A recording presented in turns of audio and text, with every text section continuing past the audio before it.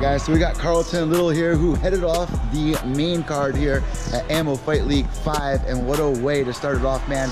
I'm doing the video vlog and I was like, that was UFC caliber fight right there. Obviously, it ended in the first round, back and forth. What were you expecting coming out? Were you expecting it to end in the first round, or what were your thoughts? Oh, man. Honestly, he did what I thought he was going to do, which was come out and wrestle. You know, a lot of times people think they're strikers, and I get in there and show them who the real striker is. Just not to take anything from him. You know, he's a big dude, powerful dude, but I knew he was going to want to wrestle. I didn't expect to end up on top. That was the twist. But whoa, what about that somersault kick that you threw? Oh, man, that threw me off because I was like, what is this big guy doing? You know, like, is this what we doing today? I didn't train for that, man. I was training for him to come in and try to bully me and wrestle me. When he did that, I kind of was like, all right, so we're going to play that game today. You know, that plays into my strength with striking. So if he wanted to strike, I knew I had him, you know. I just thought he was going to try to grind me, which he did, but luckily we fell down and I was on top. And I'm not a big guy, but I'm pretty strong. So when I got on top, I knew I was going to keep him there and just kind of piece him up a little bit. So obviously, man, that was a huge win. What was going through your mind in the seconds before it was called off? How many of these uppercuts is he going to eat before he goes down, you know? I mean, I saw blood and like a shark, man. I just went in for the kills, you know? I didn't want to give him a chance to, you know, throw a lucky punch and catch me on the chin or anything like that, or I don't want to take it to the next round. You know, I wanted to finish it in when I saw it. So I was like, just go, just let it all, you know, leave it in the cage. And I did, and he went down and the ref jumped in, and the rest is history, man. I got that win. Came out with the Boston, got that win. When he did land a couple of strikes, were you surprised with his power, or was it what you were expecting? He was a strong dude, you know. I just made sure I was covering myself up. I didn't want to catch anything flush.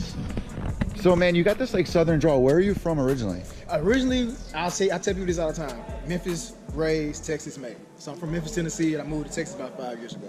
So coming up to this neck of the woods, man, is this where you started mixed martial arts, or did you come in, you know, young kid doing wrestling, football, and all that? Were you always active, or? My background is football. So like I played college football, University of Memphis. Oh, hell yeah. You know, I did martial arts as a, you know, in adolescence. Like Let me stop you right there. What's the biggest difference between getting ready for a football game and training between football and mixed martial arts? What's the biggest difference? The conditioning. Like, football shape is not mixed martial arts shape. Because, you know, in football, you know, plays on average last about 4 or 5 seconds. Like, you're in there for 5 minutes and you're constantly moving, you're constantly doing things, you know, and you know, you look at the clock, you think 3 minutes went by, it's only a minute that's went by, man. It mentally messes with you. So the conditioning aspect, like, don't come in here thinking because you're in shape for football or any other sport, you're gonna be successful in MMA. It's a different monster.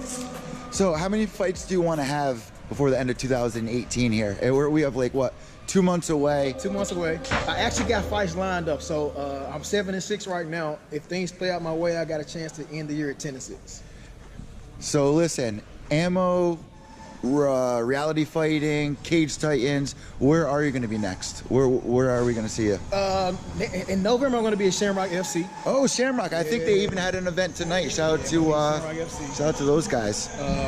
I have... Because you're from that area, so like, yeah, that makes sense. That makes sense. Right. If I do well on that one, I'll be back there in December. I actually have one October 27th, Dominion Warrior in Texas.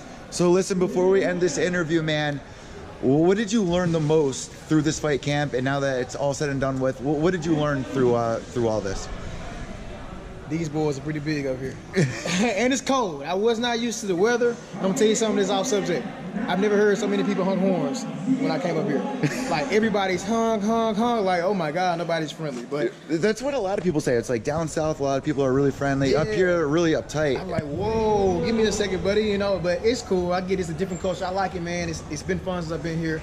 And I know they told me they're going to do another in March. I'd love to come back, man, and put on another show. What gym are you at? Where do you train? I train at a couple of gyms in Texas. So Felix MMA, you know, sometimes I cross-train in Fortis or whatever. So a few different gyms in Texas.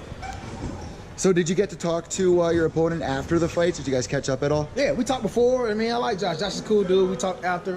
Actually, you know, as I fight guys that are older, like my age, it's not so much of that animosity. You know, we can sit down and talk, have a drink afterwards, you know what I'm saying? It's these young guys that are like, oh, you know what I'm saying? So Josh is a good guy, man. I like him. I hope he doesn't hang it up. He said he's trying to get one again in November. Man, keep going, man. This is not a loss. It's a lesson. I love it, man. And I see that you're cage side right now. This is the last question. I see your cage side right now with, what is that, your wife? No, This friend.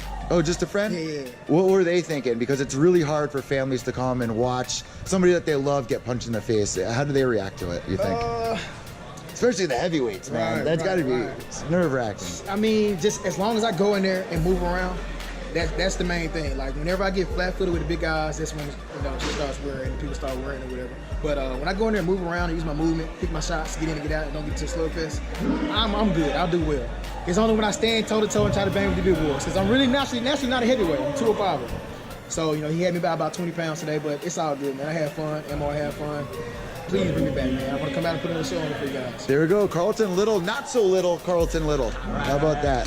There you go, guys.